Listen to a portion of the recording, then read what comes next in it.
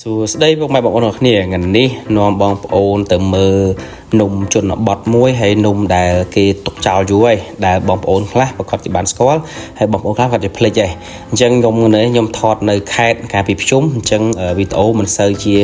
ស្អាតបានប្រហែលទេបងប្អូនអញ្ចឹងនំនេះគឺជានំដែលចាស់បុរាណគាត់ធ្វើហើយពីច្រើនគេហៅនំជៀលអញ្ចឹងប៉ុន្តែពាក្យស្ដែងពេលធ្វើគេដាក់ជៀលទេគេដាក់ទៅលើថង់ជំនាន់មុនដាក់ស្មុកដាក់អីទៅជំនាន់នេះលែងមានទេបងប្អូនអញ្ចឹងវិធីសាស្ត្រនៃការធ្វើលើសពីល្អលើសពីស្រួលបងប្អូនយើងមានតែម្សៅតំណើបមកហើយនឹងស្ករទឹកដោះគោអំបិលមកចិបមកបានដែរអញ្ចឹងវាអត់មានអីពិបាកហើយនឹងល្ងខ្មៅបន្តិចបងប្អូនអញ្ចឹងខ្ញុំអត់បានថែមគ្រឿងឲ្យបងប្អូនមើលទេដោយសារតែខ្ញុំថតហ្នឹងគឺរៀងល្ងាចដែរហើយមួយទៀតថតលេងសិនវាមិនបានជាសម្រិតសម្រាំងណាបងប្អូនដោយសារតែធ្វើលើកទី1ដែរប៉ុន្តែយើងធ្វើទៅឆ្ងាញ់ប៉ុន្តែគ្រូសាខ្ញុំក៏ធ្លាប់បានធ្វើច្រើនដងហើយតែសម្រាប់ខ្ញុំទៅឃើញលើកទី1ដែលគេធ្វើដែរអញ្ចឹងគ្រូសាខ្ញុំគាត់ធ្វើញឹកញាប់អញ្ចឹងគាត់ដឹងពីរបៀបរបបធ្វើអញ្ចឹងយើងចាក់ម្សៅតំណើបទៅបងប្អូនចាក់ហើយបងប្អូនយកស្ករដែលស្ករល្អហ្នឹងបងប្អូនស្ករត្នោតហ្នឹងបងប្អូនយកមកច្បាច់អញ្ចឹងយកមកច្បាច់វាតិចរហូតអញ្ចឹងទៅមកបងប្អូនចាក់ដោះគោអញ្ចឹងអានំហ្នឹងគេអត់សូវធ្វើផ្អែមពេកទេអាស្រ័យលើបងប្អូនជួយចិត្តហូបដែរបើសិនជាផ្អែមពេកក៏វាអត់ឆ្ងាញ់ដែរអញ្ចឹងបងប្អូនគ្រាន់តែចាក់ហើយវាយវាម៉ត់ហើយបន្ទាប់កូរឲ្យសព្វអំបិលបន្តិចមកបងប្អូនយកអាវែកក្បានអីក្បានដំនិយមអញ្ចឹងកៅបុ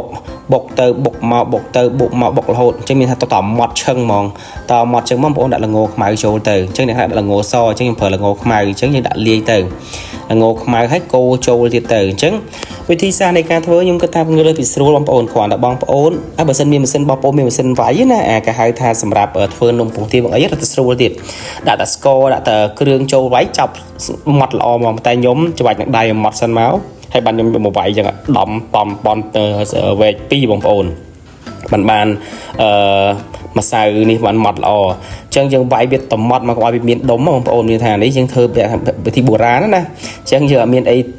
ស្អីសម័យទំនើបអីទេអញ្ចឹងវាយម៉ត់ហើយតបងប្អូនយកអាថង់ដែលអត់មានដៃអត់មានមកដៃហ្នឹងបងប្អូនបងផាយជាមួយ1គីឡូហ្នឹងបងប្អូនយកមកច្រកកន្លះក៏បានពេញក៏បានដែរបងប្អូនហើយយើងយកទៅស្ងោរអ្នកខ្លះចំហុយយើងទៅជំនាន់មុនចាស់គាត់តែងតែចំហុយយំអីចឹងណាបងប្អូនតែសម្រាប់ខ្ញុំនេះពីច្រើនគេធ្វើដាក់ទៅថង់ជាងគ្រប់គ្នាអញ្ចឹងយើងធ្វើទៅវាលឿនដែរហើយបើចំហុយយូរស្ងោរលឿនតែស្ងោរក៏គួរសមដែរបងប្អូនខ្ញុំស្ងោរ3ម៉ោងខ្ញុំស្ងោរដាក់ភ្លើងមួយខ្ជុងតិចអញ្ចឹងយើងច្រកថង់វាអញ្ចឹងឲ្យអស់បងប្អូនហើយចាំយកទៅលាងទឹកហើយយើងចងវាសិនលាងទឹកឲ្យស្អាតមកចាំយកដាក់ស្ងោរអញ្ចឹងយើងដាក់ទឹកមកយើងដាក់ឆ្នាំង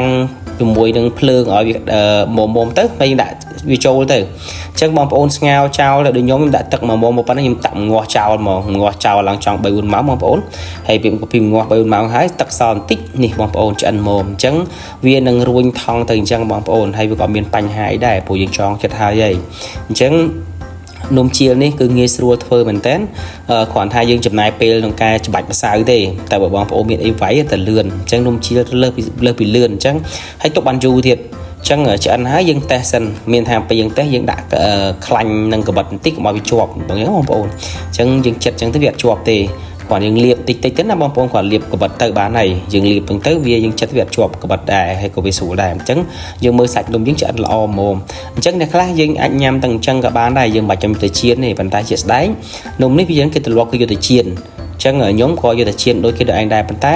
ញ៉ាំឆ្ងាញ់ហើយបន្ទាប់ពីយើងធ្វើឲ្យអស់ទុកវាត្រជាក់ផឹកឡើងយកវាទៅហាលថ្ងៃទៅអញ្ចឹងខ្ញុំក៏ហាលថ្ងៃ3 4 5ថ្ងៃដែរទាំងមកពេញផងបកហាលរហូតអញ្ចឹងសាច់វាល្មួតល្អបងប្អូនអញ្ចឹងហាលថ្ងៃអញ្ចឹងមកយើងហាលឲ្យវាត្រូវថ្ងៃចោលអញ្ចឹងទៅហើយតបខ្ញុំយកអីចងវាដាក់ទូទឹកកកវិញក៏បានដែរជំនាន់មុនគេមានទូទឹកកកណាបងប្អូនដាក់ទុកចោលណាហើយតបមកនេះពេលយើងហាលថ្ងៃបានប្រហែលថ្ងៃហើយនេះវាក្រៀមល្អបងប្អូនហើយយើងហាន់ក៏អត់ជាប់កបិតដែរមិនចាំដាក់ខ្លាញ់ទេអាដំបូងដាក់ខ្លាញ់ដោយសារតែ